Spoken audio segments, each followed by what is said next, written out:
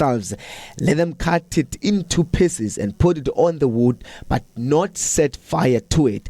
I'll prepare the other bull and put it on the wood, but not set fire to it. Then you call on the name of your God, and I'll call on the name of the Lord. The God who answers by fire, He is God. Again, verse 24.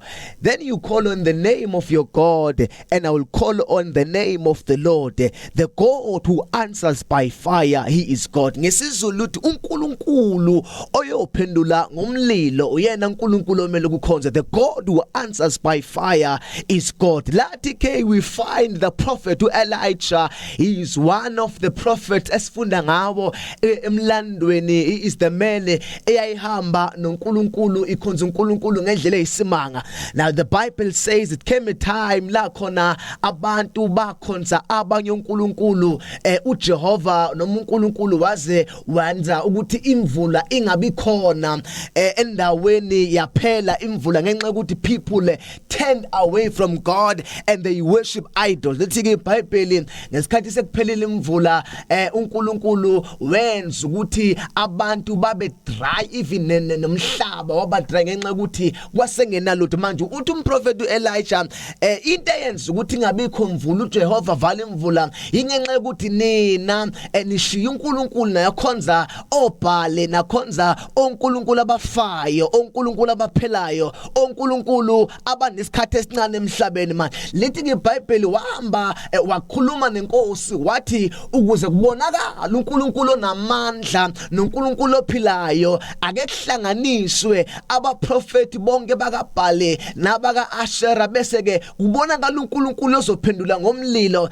uNkulunkulu ephendula ngomlilo uyena uNkulunkulu okufanele akhonzwe. Lethi iBhayibheli bafika abaprofeti bayiletha zonke inkuni bayifaka entabeni yaseKhamele. Ila khona abahlangana khona zabambana kulo uNkulunkulu kulo Thixo. Uprofeti bakaBhale abaprofeti nomprofeti ukaNkulunkulu Elijah. Lithi iBhayibheli kwabekwa inkuni kwabekwa neinkunzi wathi umprofeti abaqala abaprofeti bakaBhale bethandaze bebiza uNkulunkulu wabo bethakehle ezoshisa inkunzi eyayibekiwe. Kodwa lithi iBhayibheli nakuba ebatshela ukuthi abamemeze uNkulunkulu akazange responde ngomlilo.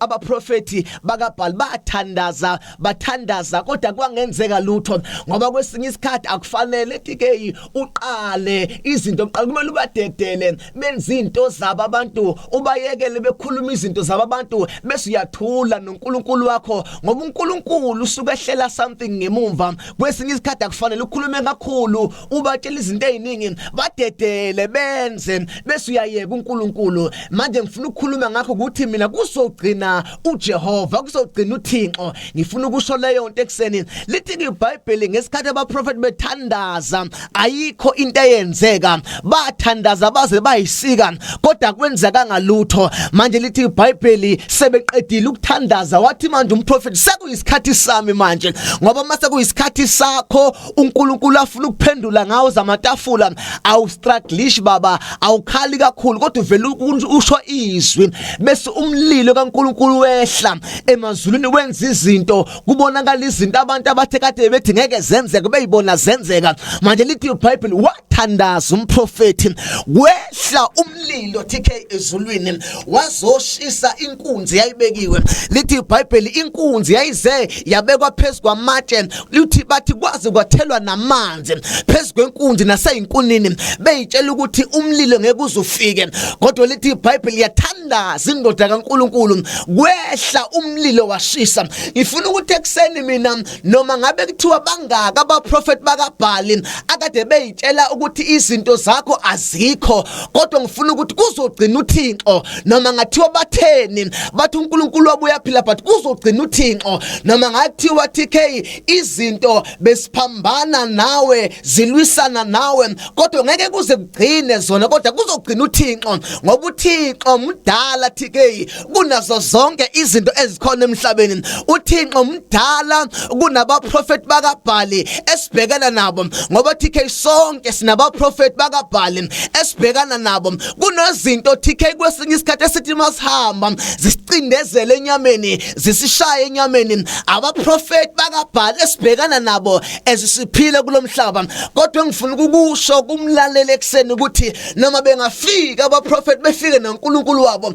kodwa kuyogcina uThixo wethu nami izinto zingafika ifika nabaprofeti bakaBhali kodwa ngeke kugcine bona ngamanye amagama noma izimo zingakushaya kangakanani kodwa kusho ukuthi kogcina zona ngamanye amagama noma ngakuthiwa zibuhlungu kangakanani kodwa engikwaziyo ngeke kugcine zona kuzogcina uPhumlani ngoba uPhumlani uhamba noJehova umdala weinsuku ophendula ngomlilo ngifuna ukusho njalo baba angazi ukuthi ke abanye bakhaliswe yini angazi ukuthi abanye kade befunani angazi ukuthi abanye kade bethandazelana ingafiki kodwa ngifuna ukusho ukuthi mina kuzogcina uThixo kuzogcina wena ngeke kuzogcina izimo ngoba izimo mayifika ziyafika bese ziyadlula azifika ukuzoqeda nokuzobulala ngawe but ziyafika bese ziyadlula ngakho ke kuzogcina wena nokuthiwa zinamandla kangakanani noma kuthiwa zibuhlungu kangakanani ngoba kwesinye isikhathi kufika izinto TK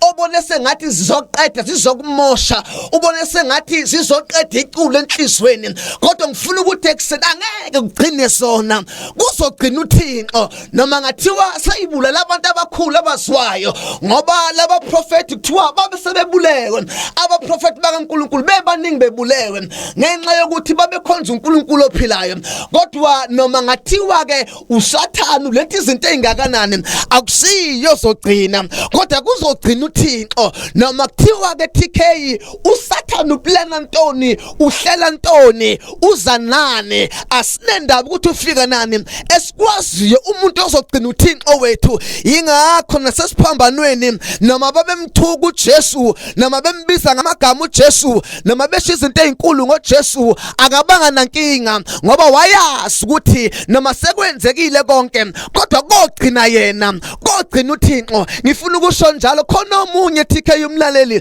olalele njengamanje izinto ziyamnetha abantu bakhuluma ngaye bayamgxeka bathi uzenza ngcono abanye bathi uyayiphakamisa abanye bathi uzophela na umsebenzi abanye bathi umshado wakho uzophidlika abanye bathi contract yakhe iyaphela kodwa ngifuna ukuthi mina noma kuthiwa basho njalo abantu ngeke kuze kugcine izimo kogcina uThixo wakho noma bengakhuluma kanjalo abantu kodwa ngeke kugcine bona kuyogcina uSimakade kuyogcina uCapital letter God kuyogcina indoda enamandla noma izimpi zinganzima zingakhalisa zilethe inyembezi kodwa kuzogcina wena musukukhala ngoba uJehova ubhizi uyahlela ulungisa itafula ngemumva noma ngangabona kwamanje kodwa khona into uNkulunkulu akahlelayo futhi kuyogcina uSimakade kuyogcina uJehova ngivumele TK ngithandaze ekseni bese ke ngidedele umlaleli ngivumele baba ngithandaze Father egameni lika Jesu waseNazaretha ngiyathandaza baba wethu namandla egameni lika Jesu Kristu